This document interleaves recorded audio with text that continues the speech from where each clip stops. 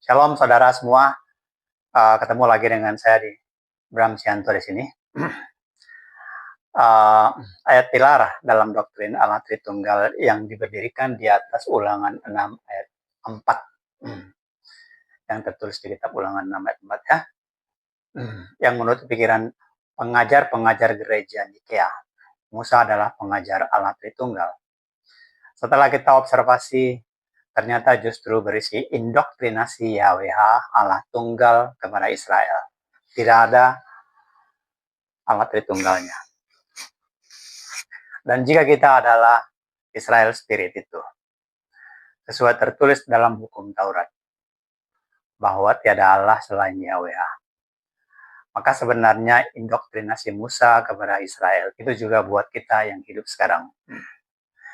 Di kitab Ulangan 5 ayat 3, Musa berkata begini kepada kita, bukan kepada nenek moyang kita YHWH mengikat perjanjian itu, tetapi dengan kita, yaitu kita yang ada di sini pada hari ini.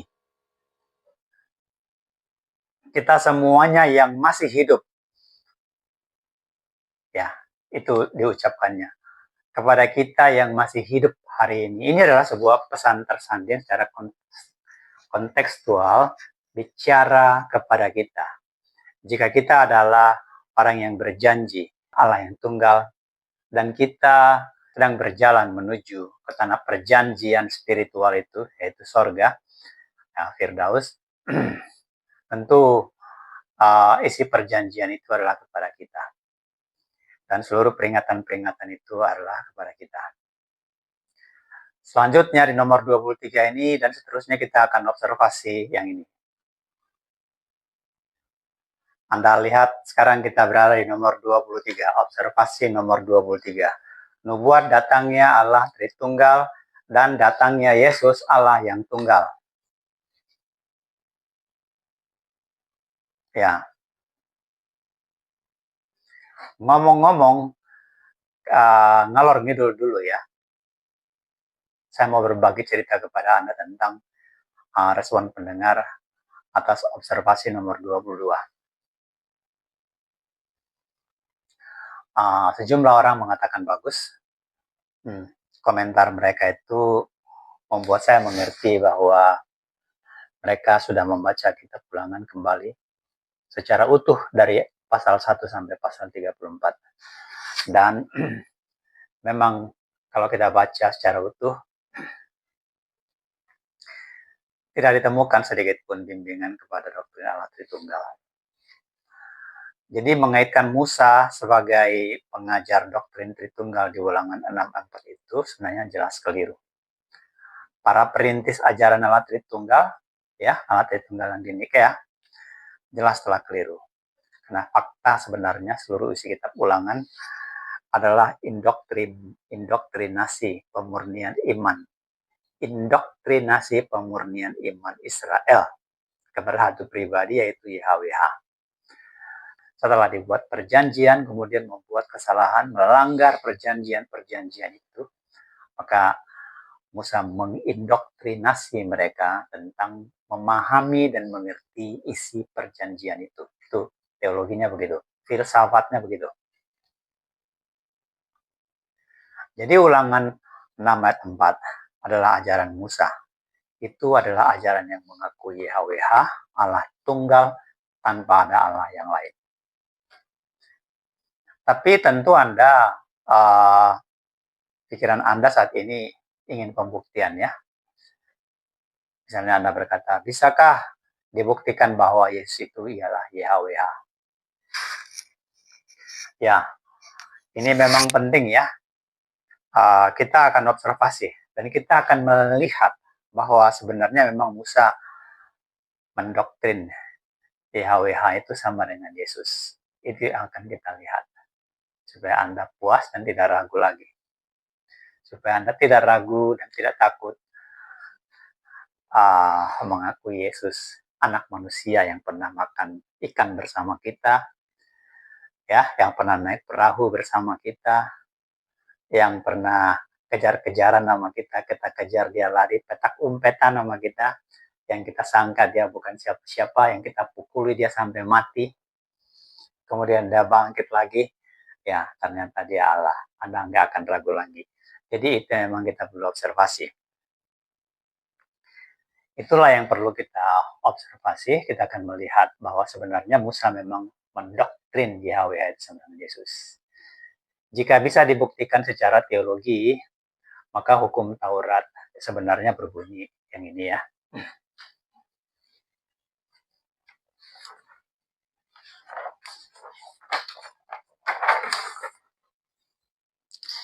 Ya, yang ini memang akhirnya harus bunyinya Aku Yesus Allahmu, jangan ada Allah lain bagimu selain aku. Itulah sebenarnya intinya.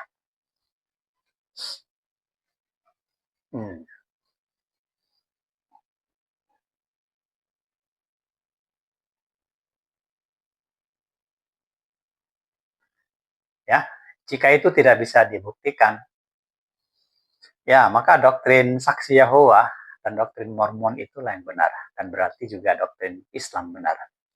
Karena baik Mormon maupun saksi Yahova, ya tentu Islam juga mengatakan bahwa Yesus itu adalah ciptaan daripada Allah. Ciptaan dari, kalau Islam bilang ciptaan Allah, tapi saksi Yahova mengatakan ciptaan dari YHWH. Mereka mengaku itu ciptaan dari YHWH. Jadi YHWH adalah pribadi yang berbeda. YHWH si pencipta itu Allah Israel, itulah yang menciptakan si Yesus gitu. Perbedaan teologinya si Islam dengan teologi si saksi Yahova, di dalam Islam tidak ada pribadi, tidak ada pengakuan bahwa Allah itu adalah satu pribadi. Tapi dalam teologi Israel ada pengakuan bahwa Allah itu adalah entitas kuasa. Dan pribadi daripada Allah itu adalah YHWH. Oke, jadi pembuktian teologis bahwa Yesus ialah YHWH memang mutlak perlu. Mutlak perlu, saudara. Secara terniat pula, di sepanjang waktu ya, jadi waktu saya observasi nomor 1 sampai nomor 20, saya selalu perkatakan kepada Anda bahwa Yesus itu ialah YHWH. Cara membaca YHWH ialah Yesus. Dan karena itu, karena saya mengatakan demikian berulang kali, masuklah sejumlah keberatan dari aliran Yahova dan Yahweh saya. Yang di waktu keberatan itu datang, saya memang belum sempat menjawab karena belum giliran pikiran saya begitu ya. Nggak ada waktu juga. Kan kalau saya balasin nggak tuntas gitu, tentu akan susah. Sementara kalau saya balasin sampai tuntas, saya kesulitan waktu, membagi waktu untuk mengurusi diri saya, pekerjaan saya, dan menginjil. Jadi ada pembagian waktunya. Nah sekarang inilah waktunya saya akan menjawabnya. Jadi sekarang dan ke depan kita akan observasi bersama. Jadi dengan demikian saya juga undang guru-guru saksi Yahova, saya undang guru-guru Yahweh untuk mengikuti observasinya. Saya Ramjanto mohon maaf, ini bukan ajakan untuk adu pintar. This is not pertandingan, ini bukan kompetisi, tapi kepentingan kita bersama. Kita memang penting mengobservasi ini, menyatukan kekuatan pikiran kita, analisis kita, dengan pertolongan Allah yang Maha Tinggi, rohnya yang kita harus minta hadir dalam setiap observasi ini. Jadi observasi ini menjadi kebutuhan kita bersama demi keselamatan kita bersama. Kita sekarang ini masih dalam perjalanan. Cek, masih dalam perjalanan. Kita masih on the way, kita belum mati. Jadi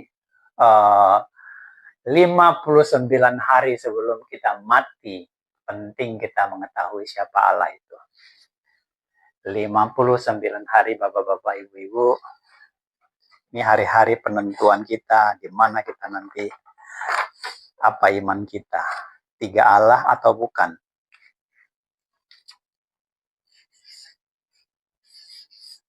Ya, 59 hari kita penting berpikir.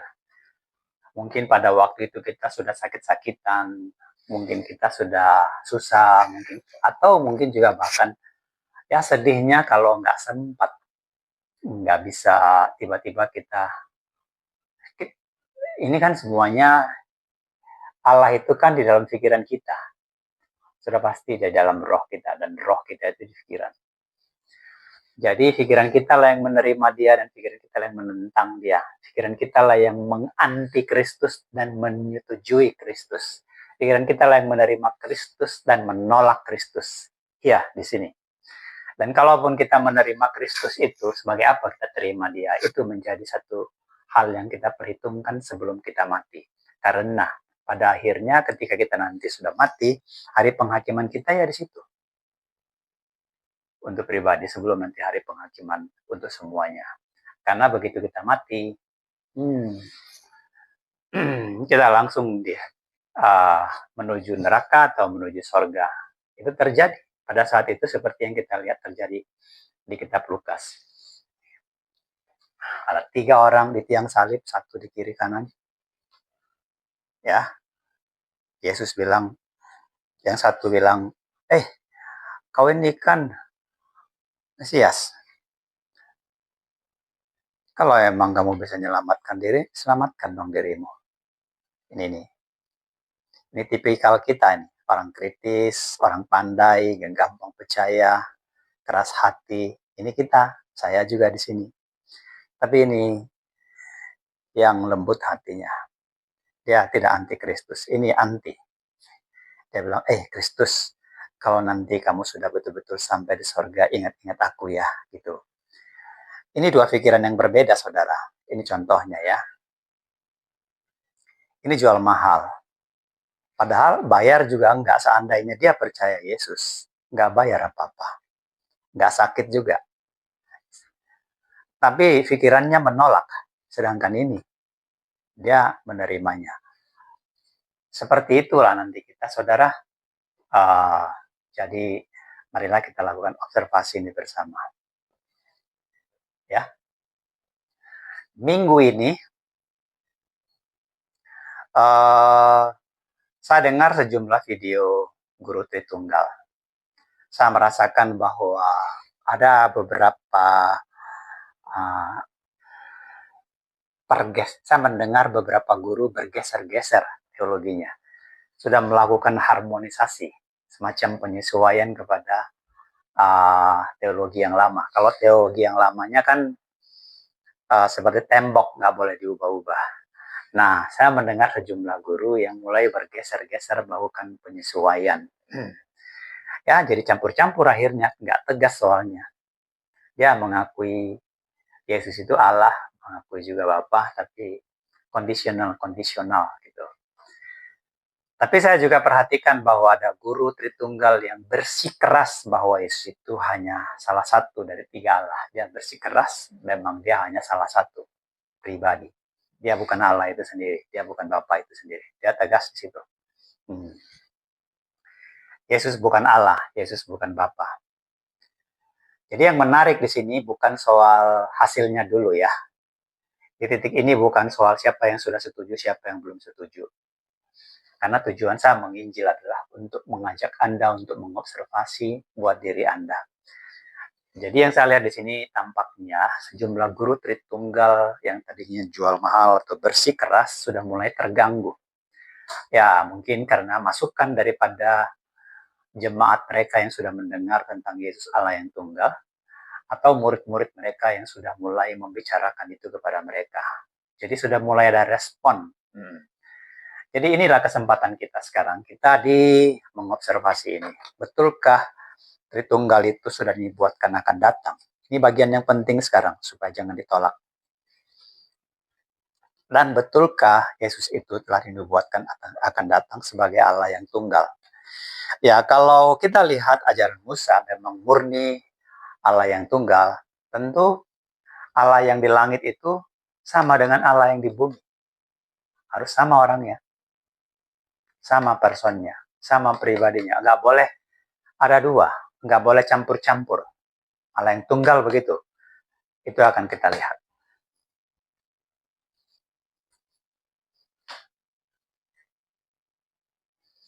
Ya. Demikian dulu saya ngalor ngidulnya. Itu ngalor ngidul sebagai pengantar. Itu sebagai pengantar terhadap yang kemarin kita juga sudah observasi di ulangan 22.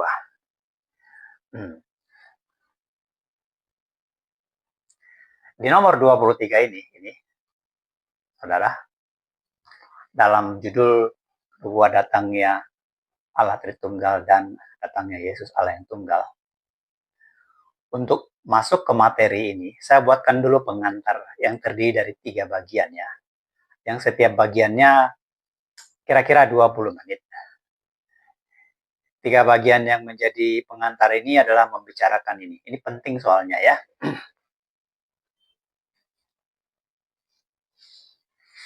Kenapa penting? Ya harus dibicarakan dulu apa yang akan kita temui di depan. Jangan tebak-tebakan.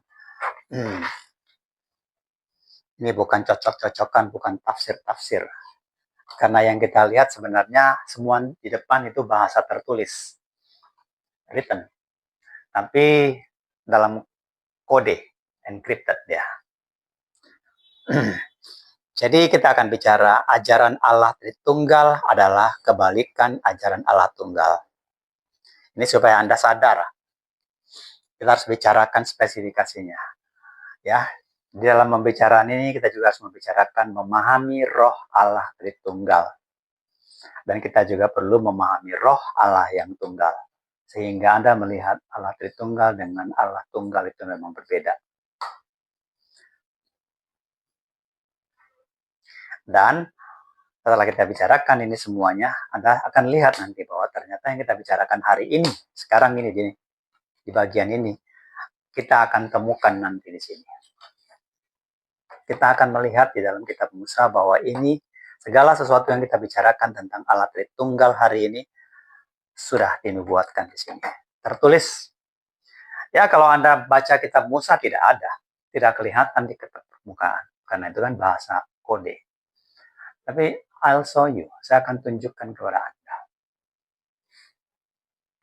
Karena bahasa kode itu bahasa tertulis juga, bukan bahasa tebak-tebakan. Bahasa kode itu sama matematikanya seperti cara mengambil uang di ATM loh. Misalnya gini, kenapa kita bisa mengambil uang di ATM? Tentu karena data kita sudah ada di bank. Ya kan? Begitu dong. Jadi ketika kita datang ke ATM, tinggal masukin kode. ATM melayani kita. Kenapa ATM melayani kita? Membuka, mengeluarkan uang sesuai dengan kode-kode kita. Karena data kita, Bram Sianto, sudah ada di bank. Ya, begitu. Jadi walaupun tidak dikatakan misalnya Bram Sianto telah ada di data bank, namanya seperti ini, nggak tertulis seperti itu.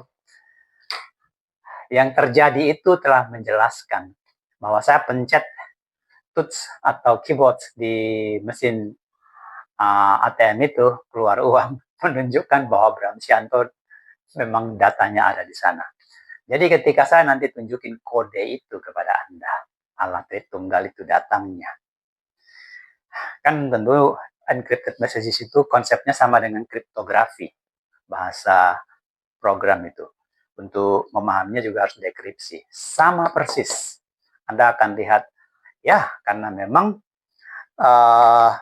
memang segala sesuatu data tentang Yesus, siapa Allah itu, memang sudah ada dalam kitab Musa. Kita akan tiba pada kesimpulan bahwa Yesus Allah yang tunggal itu karena memang data Yesus itu sudah ada dalam kitab Musa. Makanya Yesus berkata, lu ngomong-ngomong selalu kitab Musa, selalu kitab Musa. Jadi kalau memang kamu percaya kitab Musa, yuk baca kitab Musa itu baik-baik. Karena yang ditulis Musa itu adalah aku. Itu ucapan Yesus kan. Yesus mengatakan itu kepada orang yang mendebat dia, yang menyaksikan dia, yang melawan dia, yaitu guru-guru agama, para Farisi. Anda boleh baca itu di Yohanes 5 ayat 46. Yesus mengatakan itu. Pergi sana, yuk baca baik-baik lagi ulang. Jadi kalau dalam saya konteks begini, enak aja lo sebentar-sebentar lo bilang kitab Musa, sebentar-sebentar lo bilang hukum Musa, Taurat Musa.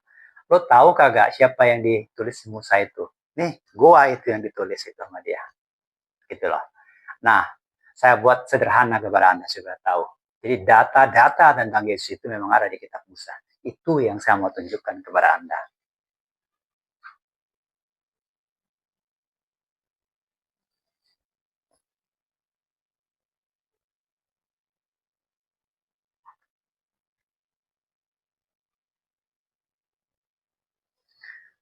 Baik, jadi kita ada di sini sekarang, nomor 1.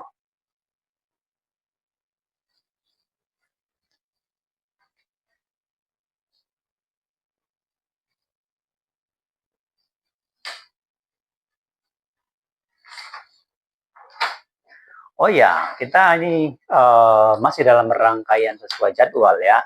Yang lalu saya mengatakan kita akan habis kitab Ulangan, kita akan mengobservasi nubuat datangnya Tritunggal. So here we are on the way, kita dalam perjalanan. Jadi ini kita ongoing observations, dalam observasi yang sedang berjalan. Habis ini nanti kita akan Ulangan 18 ayat 18. Di sini Anda akan kaget lagi. Di sini Anda akan kaget, di sini Anda kaget. Di sini Anda sudah kaget. Jangan bilang nggak kaget. Memang tidak ada Allah Tritunggal di sini. Tapi di sini Anda akan lebih kaget lagi karena Tritunggal itu telah dinyatakan akan datang dan siapa yang mengajarkan dan mengikutinya akan dibinasakan. Di sini Anda akan kaget lagi. Siapa Nabi yang dibangkitkan itu? Anda akan banyak kekagetan dalam minggu dan minggu depan. Observasi bersama Bram Sianto.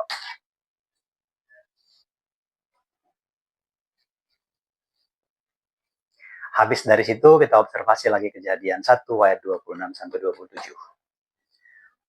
Setelah itu semua, kita masih mengobservasi di sini satu lagi ajaran Musa tentang ibadah yang diterima dan ibadah yang ditolak. Ini penting buat para muslimin. Pokoknya ada. Kita lihatlah sama-sama. Habis itu nanti kita pergi ke sini. Yesus berdoa kepada Bapa di Getsemani juga penting. Dan seterusnya sesuai dengan jadwal ini. Oke?